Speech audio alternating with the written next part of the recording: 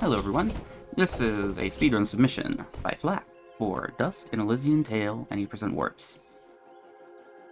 Any percent means we're getting through the game as quickly as possible. Warps means we're going to make use of a glitch known as the warps glitch.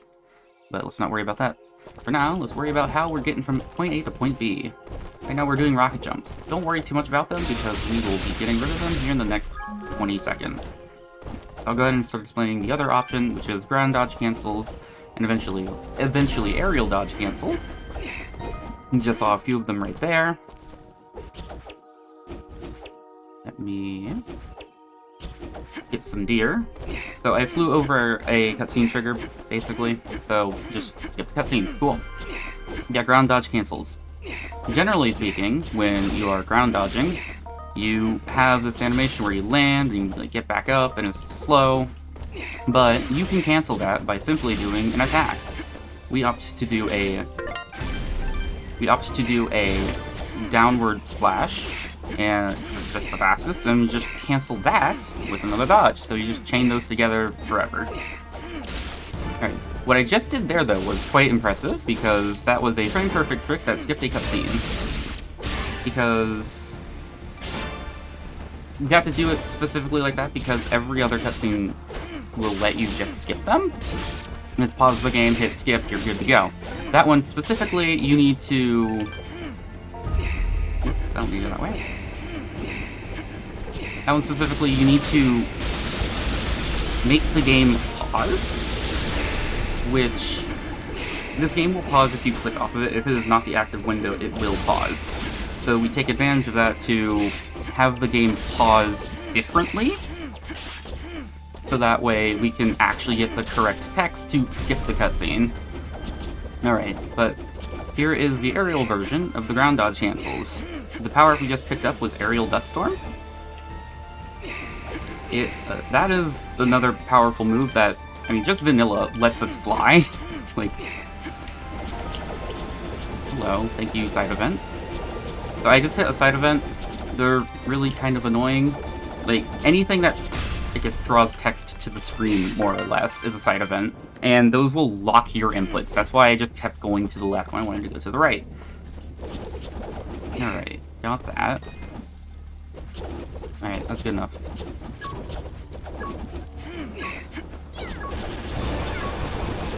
Alrighty, bomb slime complete. You just need to get this bomb over to this guy. Enable, here you go. See that? Alright, that sets us up for our cash and our XP. Actually, our XP is a little bit low. We'll have to talk to somebody. But that's fine. This is pretty much home free for the Glade. Getting through Dust Storm cutscene skip, getting through all the other screens without getting red barriered. You saw it appear a couple times, where like a red barrier will just appear on the side of the screen. That will completely block us from leaving if there are enemies nearby. So we want to avoid those at all costs, and we did successfully. And with that, we're out of the Glade. Breathe easy. For a little while. Next, we're going into Aurora Village. This is just going to be talking to a lot of NPCs, progressing the story, and setting up flags and whatnot. One major thing we're going to do is our one and only shopping trip. That entails using a frame perfect glitch as well, but we'll get to that in a moment. I guess I can get to it now. So, we need 9 teleport crystals. Talk to this guy. I think our XP should be fine now. That's why I do that. So we can only afford 8 teleport crystals right now, but we need 9. But we can make use of a funny glitch to essentially give ourselves negative money. We're just taking out a loan. So we sell 4 of those. Here's the 8 that we buy normally, and then using a little bit of... We tricked the game into thinking we're buying the armor, but in fact we bought another teleport crystal. Now it looks like I have $300 some, but that is negative. The game just can't show it. Alright, but we're done here in Aurora. We're going to talk to Fail real quick. Push him to the side. His dialogue will overlap a panorama cutscene, if you were paying attention at the very start of the run, when we entered the glade, there was like this little cutscene that showed off the whole world. Or showed off the level. Alright. Gotta focus for this real quick.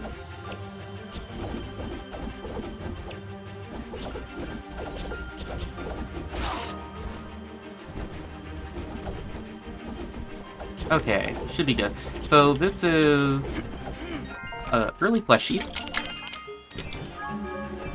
It is an extremely powerful, I'd say mid-game damage augment that we just got at level 1. So, or level 0, excuse me. If we were level 1, we'd have different issues. Yeah, we just got that, and that is actually going to be the end of Chapter 1. Just go here, slap that guy a bit, and Chapter 1 is done. Alright, so the reason I needed to talk about NPC when I was talking about XP is because that level up, that right there, knocks us back into the previous room, and in doing that, we skip another one of those panorama cutscenes, like I mentioned earlier. Yeah, Fail's dialogue, I was in the middle of explaining it. Fail's dialogue overlaps that and just prevents it from playing, so... And we can skip his dialogue. We can't skip those panoramas. And here we are, Chapter 2. Chapter 2 is pretty chill. You just gotta set up another important thing known as an exit warp. So, the warp... Actually using the warp glitch, which I have used it a few times now, takes into consideration Dust's position. So, how he exits a room, where he is when things happen. So right there, unlocking that node, I left the room very high up. If I didn't do that, doing the warp to get here would not have worked. I would have been in a wall. Now, this game was originally, I believe, an Xbox 360 exclusive. That is fine. Okay. Needs to be, was an Xbox 360 exclusive, so they did not take into consideration... They did not take into consideration keyboard and mouse. This has introduced some problems. Mainly the warp glitch, which I am taking advantage of a lot. By essentially confusing the game and holding multiple inputs, we're making the game think we're one place and that we can warp to, but actually going somewhere else. So, that is how we are getting around. That was Lady Tethys. Bit of a joke. I had to stop there in the middle of the combo to not let her break out. Oops. Okay. What I did there is similar to the level up thing that I did earlier at the beginning of Chapter 2, where I bounced myself back out of, or back through the loading zone into the previous room. I hit my head and then held left, and then cued Dust to move to the left, so he just immediately left the room. Skips another panorama cutscene for Mudpot Village. Here we have a bunch of cutscenes to skip. And... I guess in a marathon, parody marathon settings would be a good time for people to read things out, so I guess I'll just simply be quiet for now.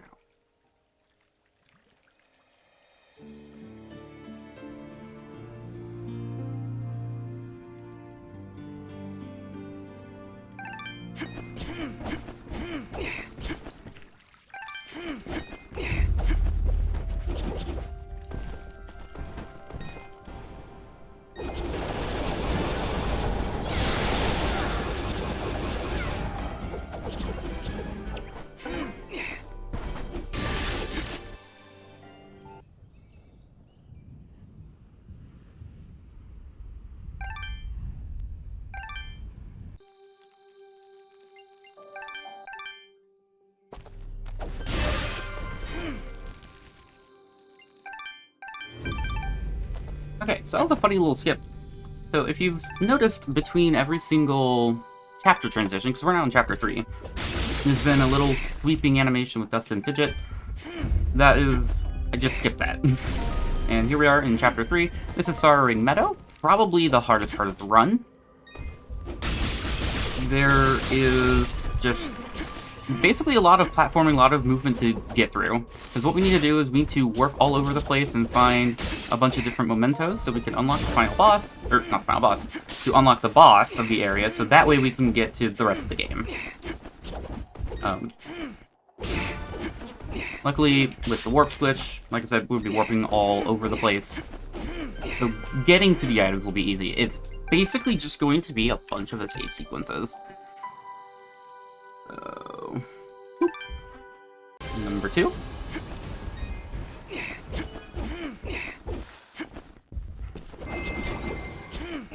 And at this point, we have pretty much, we have all of the powers we need.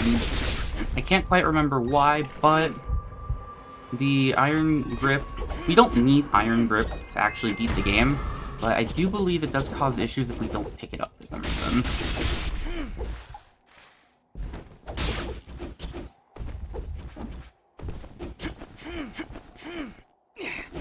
Like I said, we picked up the item, now we're leaving. Oh, we go down. There we go. That was Mansion 2. And here's another example of... Well, I messed it up a little bit. Let's see. I was not expecting to go that way. Okay. That's another example of, like, setting up an exit warp. I needed to be in the air to make this warp work, otherwise I just ended up in the ground. And as you saw, we also ended up out of bounds, but that's fine. We can flip back in pretty easily. Alright, so that's item 3, it's Mansion 3. We only have one more to go, and then we can get the final boss, Kane, or the chapter boss. Chapter boss, Kane.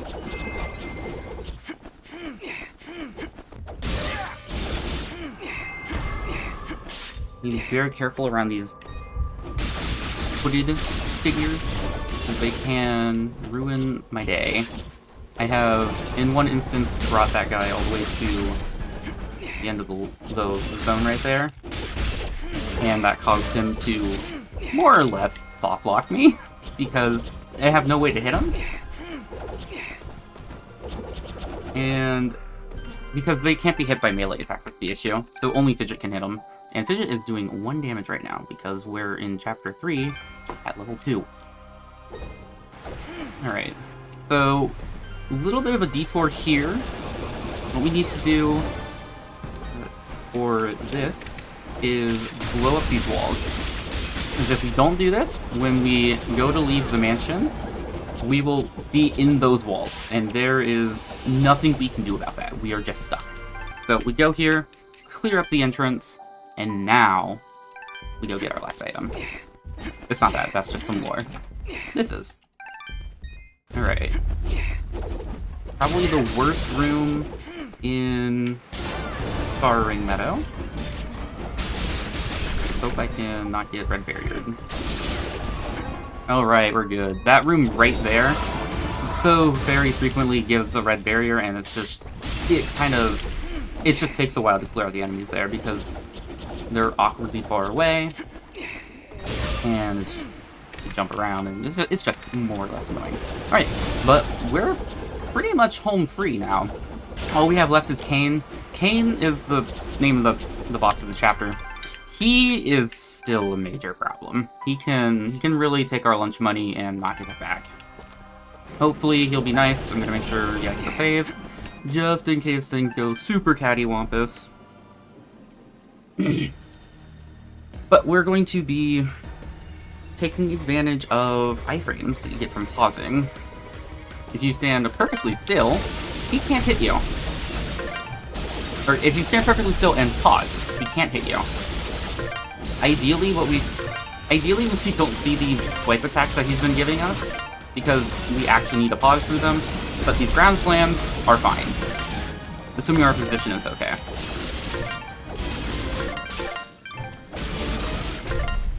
Alright, I need to do one thing here, switch it off of casual back to normal. And he's dead. Okay. Boss fight over. So I needed to switch the difficulty there from casual to normal, because on casual, the game will auto-distribute your skill gems. Skill gems affect your physical attributes, health, defense, attack, fidget. On normal, we get those. And since this is a speedrun, we only care about one stat. That is the attack stat. And that's the end of Chapter 3. So this is Chapter 4. Chapter 4 is super free. We literally warp to the end, skip some cutscenes, that's it. That's all we're doing here. So I guess this would also be another good time for any kind of announcements or things that would need to be read out during an event.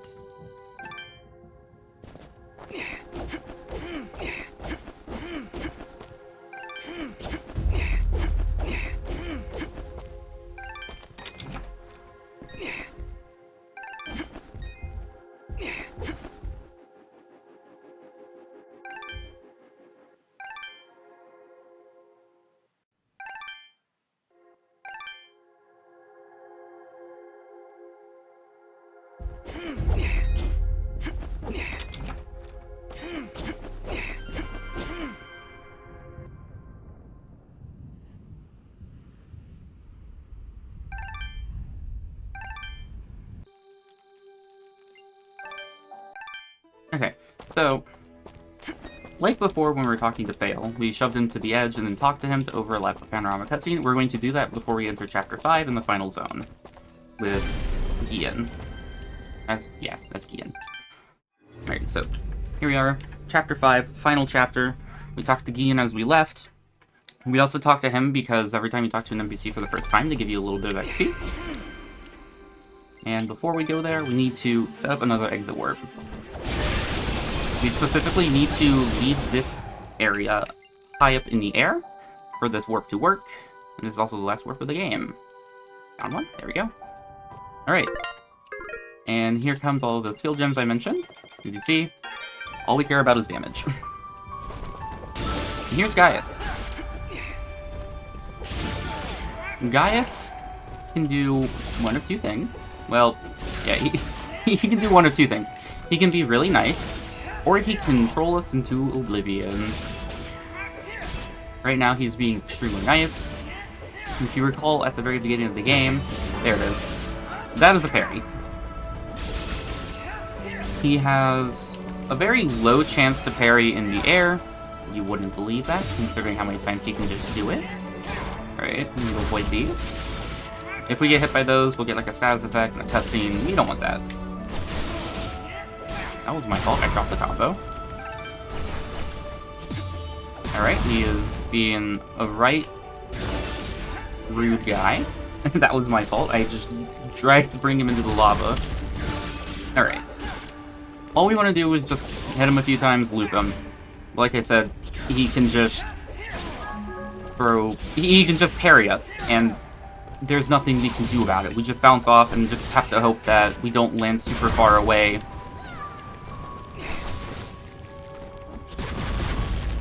And then we can just keep comboing him. That was a pretty bad Gaius fight, all things considered. He hit us with the orbs, he parried us a bunch.